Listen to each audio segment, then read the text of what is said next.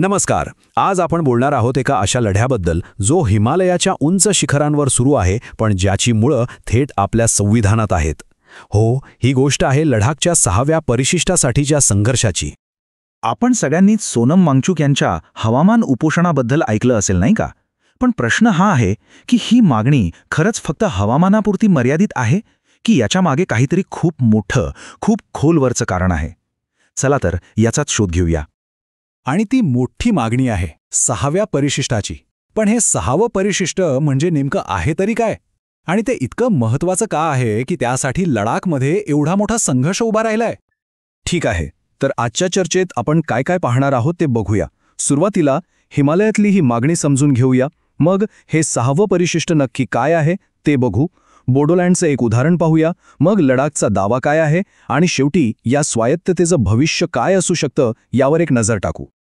चला तर मग सुरुवात करूया थेट त्या मागणीपासून जी हिमालयातून येते. लडाखमधील या आंदोलनांनी खरं तर आपल्या संविधानाच्या एका अशा भागावर प्रकाश टाकलाय ज्याबद्दल फार कमी चर्चा होते.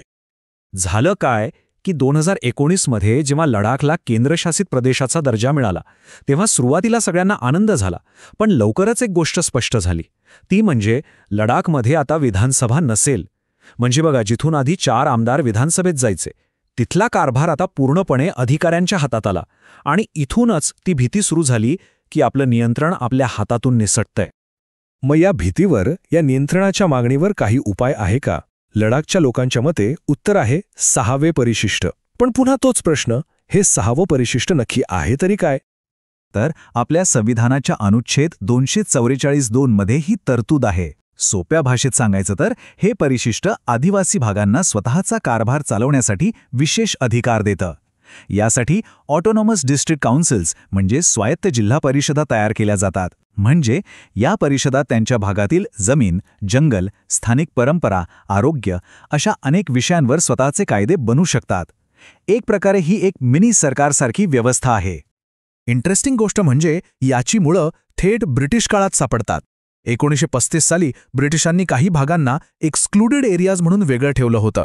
स्वातंत्र्यानंतर आपल्या संविधान सभेने गोपीनाथ बोरदोलोई यांच्या नेतृत्वाखाली एक समिती नेमली आणि याच समितीच्या शिफारशींवरून हे 6वं परिशिष्ट आपल्या संविधानाचा एक महत्त्वाचा भाग बनलं. सध्या हे परिशिष्ट कुठे लागू आहे? तर प्रामुख्याने ईशान्य भारतात, आसाम, मेघालय, मिझोराम आणि त्रिपुरा या 4 राज्यांमध्ये. आणि या राज्यांमध्ये मिळून आजच्या घडीला एकूण 10 अशा स्वायत्त परिषदा काम करत आहेत. ठीक आहे, पण मग प्रश्न असा येतो की या परिषदा फक्त नावापुरत्या शक्तिशाली आहेत की त्या खरंच काही काम करतात? याचं उत्तर मिळवण्यासाठी आपण आसाममधल्या बोडोलँडचं एक जबरदस्त उदाहरण बघूया, जिथे त्यांनी या अधिकारांचा वापर करून एक डिजिटल क्रांती घडवली आहे. आकडा ऐका, 15 लाख. हो, बोडोलँड प्रादेशिक परिषदेने तब्बल 15 लाखांहून अधिक जमिनीची कागदपत्र डिजिटाईज केली. विचार करा, यामुळे तिथल्या कारभारात किती पारदर्शकता आली असेल आणि भ्रष्टाचाराला किती मोठा आळा बसला असेल.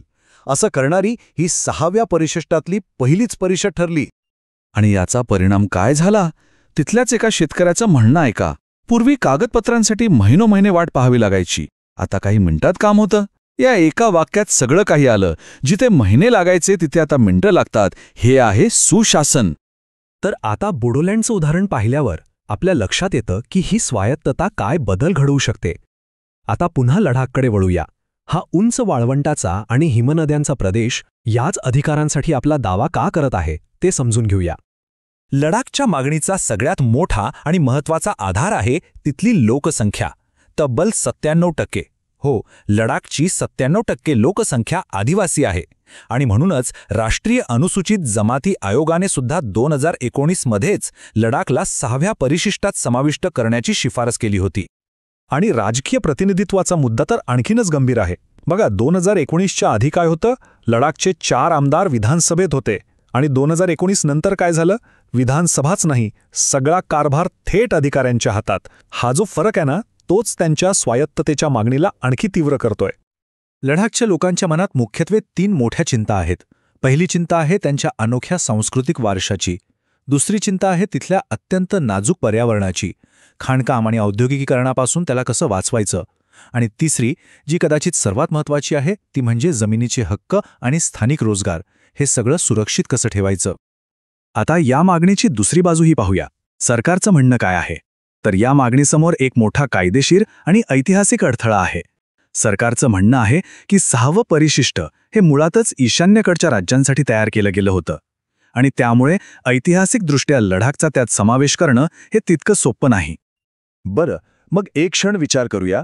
लडाखला 6व्या परिशिष्टात स्थान मिळालं म्हणजे सगळे प्रश्न सुटतील का? कदाचित नाही. कारण हे जे स्वायत्तेचं मॉडेल आहे ना, ते शक्तिशाली नक्कीच आहे, पण ते परिपूर्ण नाही. यातही काही आव्हानं आहेत. या स्वायत्त परिषदांना अनेक अडचणींना तोंड द्यावं लागतं. उदाहरणार्थ, निधीसाठी त्यांना अजूनही राज्य आणि केंद्र सरकारवर अवलंबून राहावं लागतं. राजकीय हस्तक्षेप तर होतोच, ज्यामुळे त्यांच्या स्वायत्तेवर परिणाम होतो. भ्रष्टाचार आणि आर्थिक गैरव्यवस्थापनाचे आरोपही अनेकदा झाले आहेत. आणि विकासाचं नियोजन करण्यासाठी कुशल लोकांची कमतरताही जाणवते. म्हणजे हे मॉडेल यशस्वी करायचं असेल तर त्यात सुधारणांना खूप वाव आहे. आणि शेवटी लडाखचा हा संघर्ष आपल्या सगळ्यांसमोर एक खूप मोठा आणि मूलभूत प्रश्न उभा करतो. तो म्हणजे एका आधुनिक राष्ट्राने संतुलन कसं साधायचं? एका बाजूला देशाची एकता आणि एकसमान शासन प्रणाली आहे आणि दुसऱ्या बाजूला प्रत्येक प्रदेशाची स्वतःची अनोखी ओळख आणि संस्कृती जपण्याची गरज.